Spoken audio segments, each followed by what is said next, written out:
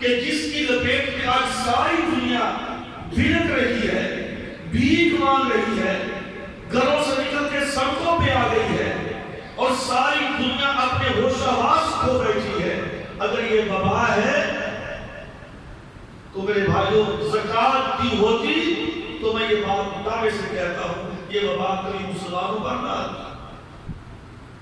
آپ کہیں گے زکات تو دیتے ہیں،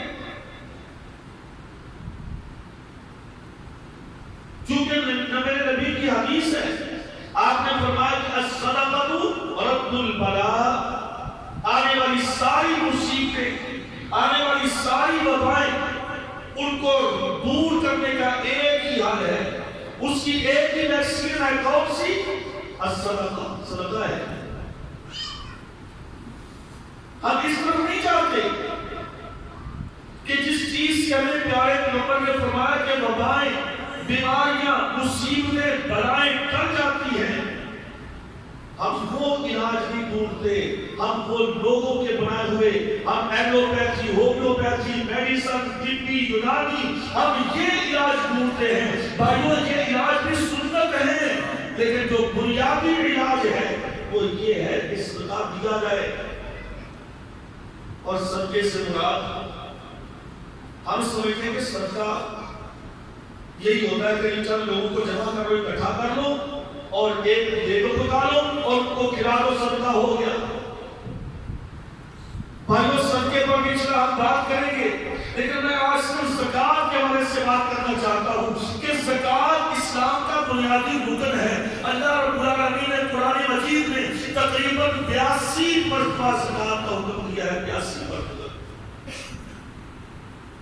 اللہ ایک دفعہ کہتا تو کافی تھا، لیکن اللہ نے 82 مرتبہ کیوں؟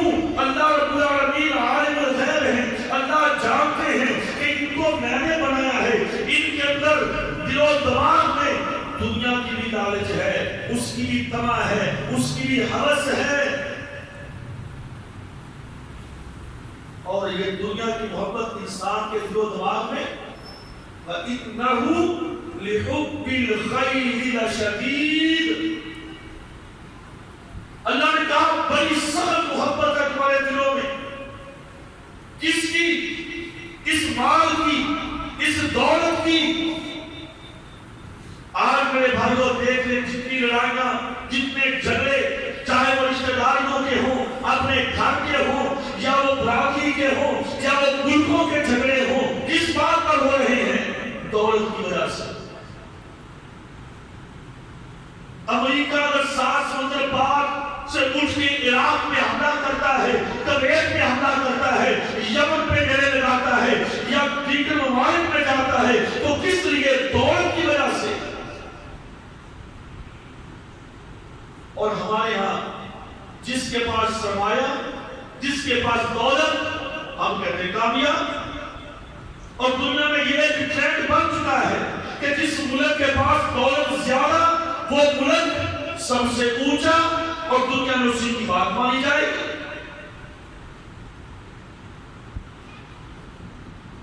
لمبی بات میں نہیں کرتا، لیکن عرض یہ کرنا چاہتا ہوں بھائیوں کہ اللہ رب العالمین کو علم تھا، اللہ نے کہا کہ اس دنیا کی محبت، اور اسی لیے اللہ نے کہا کہ اس کو نکالو، نکال لو اس زکات کو۔ بھئی زکات ہے کیا چیز؟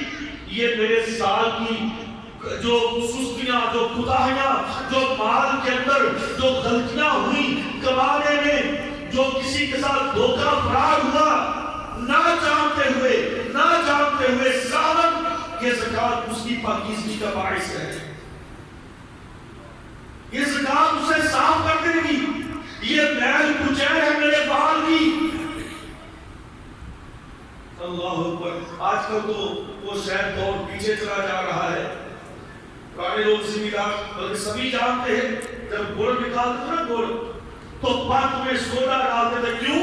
تاکہ میل کچیل ساری اوپر آ جائے اور گڑ صاف بنے۔ او بھائی یہی چیز ہے، یہ زکات میل کچیل ہے میرے مال کی، تاکہ اللہ جو مجھے کھلائے، جو اللہ مجھے پلائے، جو اللہ مجھے پہنائے، وہ بالکل پاک، صاف، شفاف ہو۔ اور پھر جب جب اس مال کے پہننے سے میں عبادت کروں گا، اس مال کے کھانے کے بعد میں نماز پڑھوں گا، اس مال کے کھانے کے بعد میں روزہ رکھوں گا، اس مال کے استعمال کے بعد میں حج کے لیے جاؤں گا، اللہ تبارک و تعالیٰ پھر میرا وہ عمل قبول کرتا ہے۔ یا ایھا الناس کلوا من طیبات ما رزقناکم، من طیبات، اللہ کہتا پاکیزہ مال کھاؤ، حرام کے نزدیک نہ جاؤ، حرام نہ کھاؤ۔ اور پاک کیسے ہوگا؟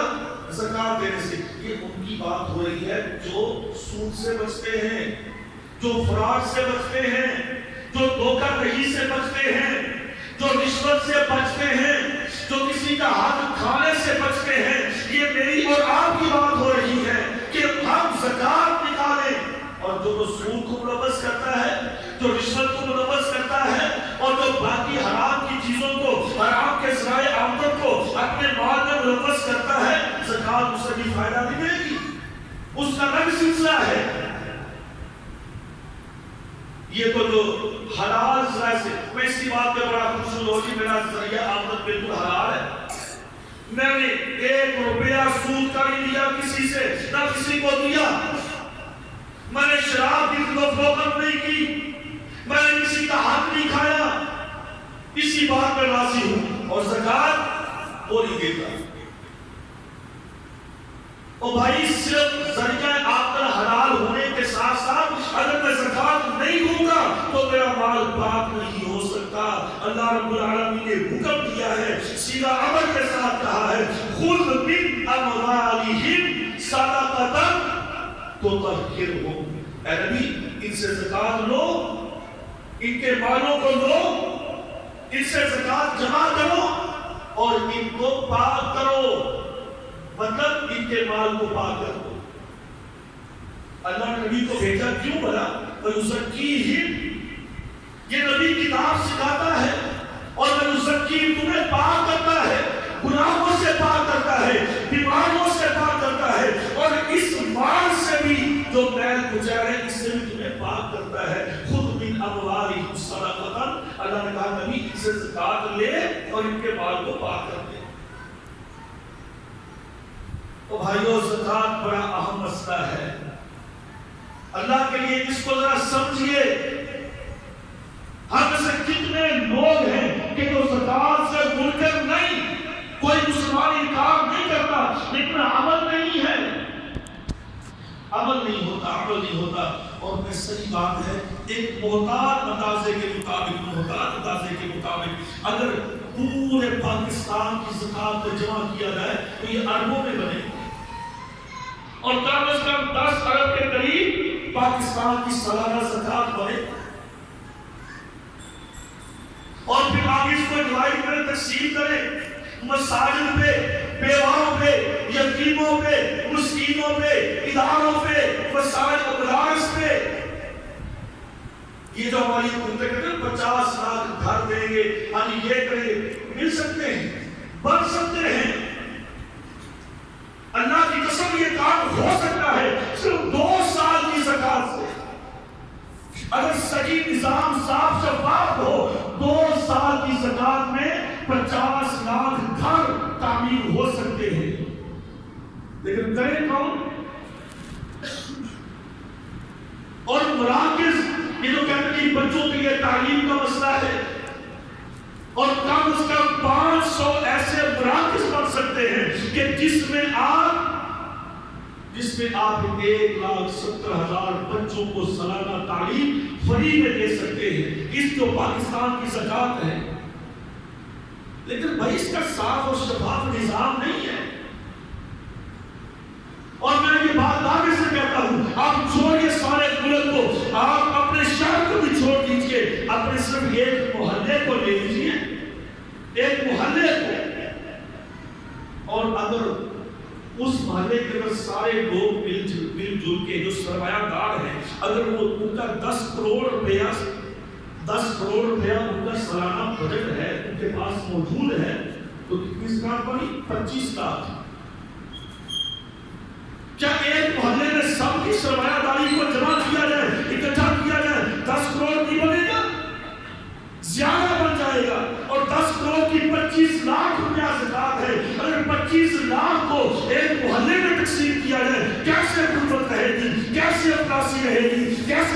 معاشی رہے گی، کیسے خوشحالی نہیں آئے گی؟ ہم یورپ کی طرف بھاگتے ہیں، ہم مغرب کی طرف دیکھتے ہیں کہ جی میرے ملک میں خوشحالی نہیں، میرے ملک میں یہ ذریعہ معاش نہیں ہے، معاشی تنگی ہے۔ بھائی اس نظام کو لے کر آؤ، اللہ کی قسم کیسے خوشحالی آتی ہے۔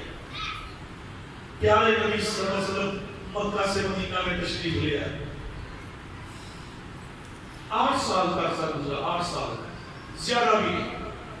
اور جب آئے تھے کیا کیفیت تھی سب کو پتا ہے، پاؤں کے جوتا بھی نہیں تھا، پہننے کے لیے کپڑا بھی نہیں تھا، کھانے کے لیے لقمہ بھی نہیں تھا، پانی کا گھونٹ میسر نہیں تھا، ایک کھجور نہیں ملتی تھی۔ ابو ہریرہ رضی اللہ عنہ ایسا وقت بھی ہم نے دیکھا کہ سفر کے دوران کھجور کی گٹھلی چوس کے اوپر سے پانی پی لیتے تھے، کھانے کے لیے کچھ بھی نہیں تھا۔ یہ بھی دیکھیں، اور صرف 8 سالوں کے بعد، صرف 8 سالوں کے بعد جب میرے پیارے پیغمبر صلی اللہ علیہ وسلم نے اسلامی نظام کو، اسلامی معیشت کو مستحکم کیا، ایسے لوگوں کے اندر متعارف کروایا، آج 72-73 سال ہو گئے ہمارے ملک میں معاشی نظام ترتیب نہ کیا گیا۔ میرے پیارے پیغمبر نے 8 سالوں میں ترتیب دے کے لاگو کر دیا، نافذ کر دیا۔ زکات لے کے نکلنے والے لوگ گلیوں میں پھرتے ہیں، لینے والا کوئی نہیں ہے۔ او بھائی اسلامی نظام سہارا دیتا ہے بیواؤں کو، یتیموں کو، بے آسراؤں کو، اور یہ زکات کے ذریعے سب ممکن ہے۔ آج زکات کا کنسپٹ ہمارے ذہنوں میں کیا ہے کہ پتہ نہیں یہ بوجھ ہے سال کے بعد۔ اچھا کچھ لوگ ہمارے ایسے زکات دیتے ہیں، سالانہ زکات دیں گے لیکن عشر نہیں نکالتے۔ عشر والا تصور تو ذہنوں میں ہے ہی نہیں بھائی۔ زکات کا وہ پھر بھی لوگوں کے ذہن میں ہے کہ یہ زکات بھی ہوتی ہے، لیکن عشر والا نظام 100 مربع ایک کسی دیوار کا، سندھ میں جائیے، صوبے پنجاب میں جائیے، اللہ جاتا 100-200 مربع کے مالک ہیں۔ عشر کی بات کر کے دیکھو، کہتے ہیں وہ کیا ہوتا ہے؟ اور بھائی یہ جب کیفیت ہے، اور پھر ہم کہیں کہ اللہ کے عذاب کی باتیں ہیں، پھر یہ وبائیں کی باتیں ہیں، پھر یہ بیماریاں کی باتیں ہیں، یہ سب کچھ آئے گا اگر آج امت مسلمہ اتحاد کر کے، متفق ہو کے اپنے رب کے سامنے گر جائے، رب کے سامنے آ جائے، جھک جائے، اور پھر بالخصوص باقی اعمال کے ساتھ ساتھ اس زکات کا نظام رائج کر لے، تو اللہ کے فضل و کرم سے کوئی وبا نہیں رہے گی، کوئی بیماری نہیں رہے گی۔ اور یہ اللہ کا وعدہ ہے، اللہ کا یہ وعدہ ہے کہ میں اس کو تريدون وجه الله فأولئك هم المضعفون۔ اللہ کا سورہ روم ہے، اللہ کا صاف سیدھا وعدہ ہے کہ تريدون وجہ، اگر تم یہ زکات اللہ کی رضا کے لیے دو گے، نام کے لیے نہیں۔ یہ بھی بڑا مسئلہ ہے، یہ بھی بڑا مسئلہ ہے۔ ہماری زکات اللہ کے لیے کم ہوتی ہے، نام کے لیے زیادہ ہوتی ہے۔ حدیث صاحب بڑے صحیح ہیں، بڑی زکات کی انہوں نے، میرا نام آ جائے، نام آ جائے۔ دیکھتے نا یہ جو ابھی حالات بنے ہیں، جب ایک تھیلا کسی نے کسی کو دیا تو اس کی تصویریں بن رہی ہیں، وہ جناب میڈیا پہ آ رہا ہے کہ فلاں نے ایک تھیلا دے دیا۔ انا للہ و انا الیہ راجعون۔ تريدون وجه اللہ، اگر اللہ کی رضا کے لیے تم زکات دو گے تو اللہ تم سے یہ وعدہ کرتا ہے فَأُولَئِكَ هُمُ الْمُضْعِفُونَ، اللہ اس کو دگنا تینا چوگنا بڑھا بڑھا کے تمہیں دے گا۔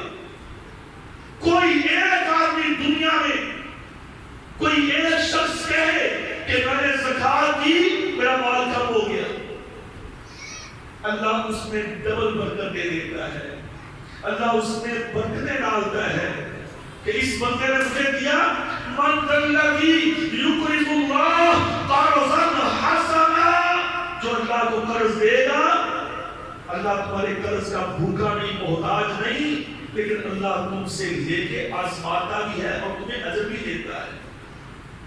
اور بھائی آج ہمارے پاکستان میں کوئی نیا بینک کھل جائے اور وہ کہیں گے ہم 12% شرح سود تمہیں دیں گے، اللہ جانتا بڑے بڑے نمازی حاجی وہاں پہ لائن میں لگے ہوں گے کہ جی میرے پیسے جمع کر دو، میرے جمع کر دو، میرے جمع کر دو۔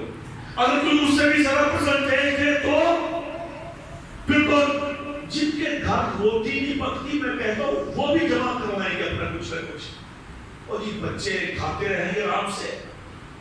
اور ادھر رب کہتا ہے من الذی یقرض اللہ قرضا حسنا، دو اللہ کو اور اللہ تمہیں کئی گنا زیادہ، تم تو یہ 12% یا 8%، آج کل 8% سنا کی ہوئی ہے شرابیوں نے، یعنی اتنے پہ تم مرتے ہو، اللہ تمہیں کتنا دے گا؟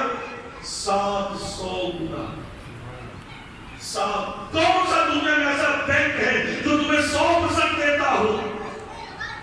یہاں پہ 700% 700 گنا۔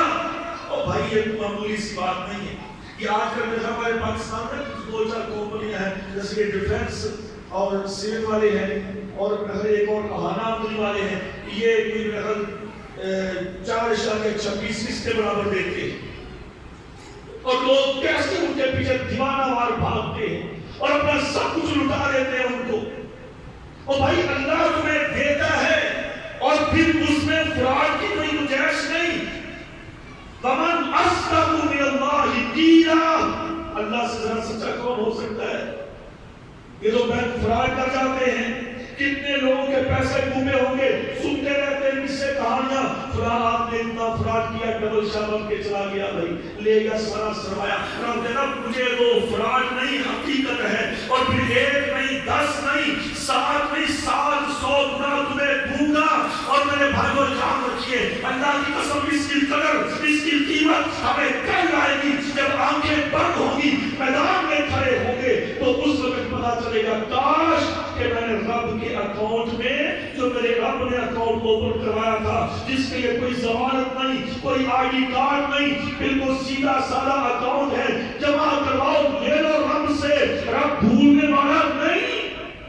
اس وقت انسان کو سمجھ آئے کہ کاش میں بھی کچھ جمع کروا دیتا، آج مجھے اس کا 7 گنا 700 گنا مجھے بھی مل جاتا۔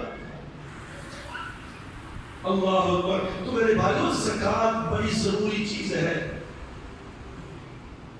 اور جو لوگ زکوٰۃ نہیں دیتے باتیں بہت زیادہ ہیں۔ پیارے پیغمبر نے فرمایا صلی اللہ علیہ وسلم نے، آپ نے فرمایا کہ میں جب معراج کی رات گیا تو میں نے دیکھا کچھ لوگوں کو، دیکھا کہ ان کے سروں کو کچلا جا رہا ہے، ہاں میں نے دیکھا کہ ان کے ساتھ جھلیاں وغیرہ بدی ہوئی ہیں، اور وہ لوگ انتہائی عجیب و غریب قسم کی کیفیت میں ہیں۔ میں نے پوچھا یہ کون؟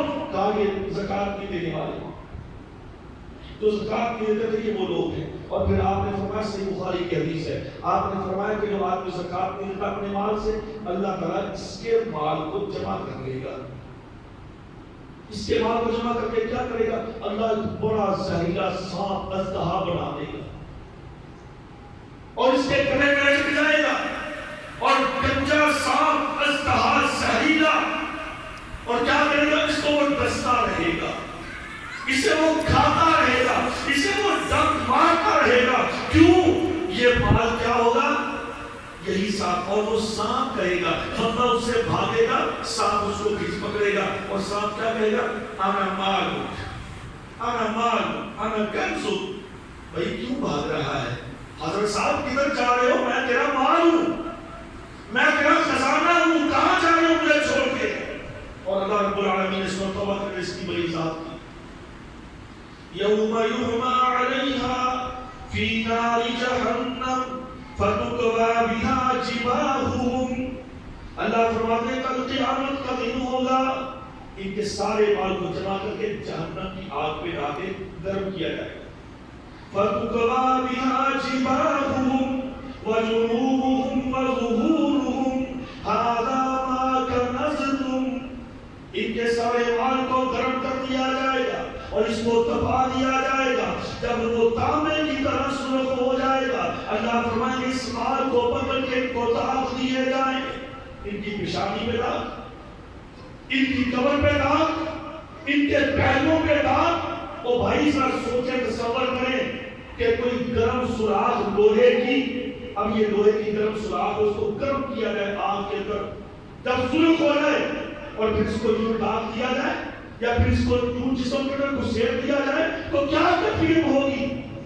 اللہ فرماتا ہے یہ حال ہو وَتُقْرَى بِهَا جِبَاهُهُمْ وَجُنُوبُهُمْ وَظُهُورُهُمْ هَذَا مَا كَنَزْتُمْ اللہ اس مال کے ساتھ ان کو داغ دے گا، ان کی پیٹھوں پہ داغ، ان کے پہلوؤں پہ داغ، ان کی پیشانیوں پہ داغ، اور ساتھ یہ بھی کہا جائے گا هَذَا مَا كَنَزْتُمْ لِأَنفُسِكُمْ ارے تم کدھر بھاگتے ہو؟ یہ تمہارا وہی مال، یہ تمہارا وہی خزانہ جس کو تم نے اپنے لیے جمع کیا تھا، اس کے لیے تم لڑتے بھی تھے، اس کے لیے تم نے اپنے رشتہ داروں کو چھوڑ دیا، اس کے لیے تم نے بڑی لڑائیاں لڑی کہ میرا پیسہ یہ لے جائے، کیسے ہو سکتا ہے؟ جان دے دوں گا لیکن پیسہ نہیں دوں گا۔ اللہ اکبر، چونکہ وہ خزانہ تھا، اور کنز وہ ہوتا ہے جس سے زکات نہ دی جائے۔ باقی حلال آمدن کے ذرائع ہیں، آدمی زکات دیتا ہے اور بھائی وہ بڑھا کے چاہے دنیا کا سب سے بڑا مالدار بندہ بن جائے، کوئی کماہٹ نہیں، لیکن حقوق کا خیال کرنا ہے، حقوق کا، حدود اللہ کو پامال نہیں کرنا، جو اللہ کے احکامات ہیں ان کو سامنے رکھ کے یہ عمل کرنا ہے۔ تو اللہ فرماتا ہے کہ یہ قیامت سے ان کو یہ عذاب کیا جائے گا کہ ان کے سارے مال کو جمع کر کے ان کو داغ دیا جائے گا۔ هَذَا مَا كَنَزْتُمْ لِأَنفُسِكُمْ فَذُوقُوا مَا كُنتُمْ تَكْنِزُونَ، یہ وہی تمہارا خزانہ ہے، یہ وہی تمہارا مال ہے جس کو تم نے اپنی جانوں کے لیے جمع کر کے رکھا ہوا تھا۔ یہ تمہارا بینک بیلنس ہے، چکھو اس کا مزہ، اس کا مزہ اب تمہیں آئے گا، اب چکھو تم اس کا مزہ۔ تو جو آدمی اللہ کے احکامات کے مطابق اس مال کو اپنے تصرف میں لاتا ہے، زکات ادا کرتا رہتا ہے، عشر دیتا رہتا ہے، اس کے میرے بھائیوں اللہ رب العالمین نے 700 گنا تک یہ رمضان کا مہینہ ہے، اور انشاءاللہ کل کے آج شام کو شروع ہونے والا، اور انشاءاللہ اس میں ہم نے میرے بھائیوں زکات اس دفعہ صحیح مکمل اپنا حساب کر کے پہلے پرسن نکال دیں کہ پہلے آپ نے نکال کر ملنا، میں جو کہ جنرل بات کر رہا ہوں، پہلے بھی آپ نکالتے ہیں، لیکن کہنے کا مقصد یہ ہے ہمارے بہت سارے بھائی ہوں گے، بہت سارے ساتھی ہوں گے جو ابھی تک اس عمل سے دور ہیں یا عمل کرتے ہیں تھوڑا بہت کر دیا باقی چھوڑ دیا، جیسے نا وہ کہتے چلو جی مغرور لو۔ حقیقت بات یہ ہے، ایک آدمی کے پاس گئے زکات کے حوالے سے، لمبی بات ہے، تو اس کی زکات کا حساب کیا اس کے مرشی نے، اس کے پاس بیٹھ کر تقریباً 8-9 لاکھ روپے اس کی زکات بنتی تھی ایک اس کے پروجیکٹ سے۔ اچھا وہ آدمی کا اس نے آگے بتایا کہ مرشی نے بتایا، اسے کہتے یار 2-4 سال کہہ دے کہ تو کھائے نہ کچھ۔ یہ کیفیت ہے ہمارے مسلمانوں کی، اور بھائی یہ ایک نہیں ہزاروں لاکھوں مسلمانوں کی یہ کیفیت ہے۔ اللہ اکبر۔ تو اس لیے میرے بھائیوں ہمیں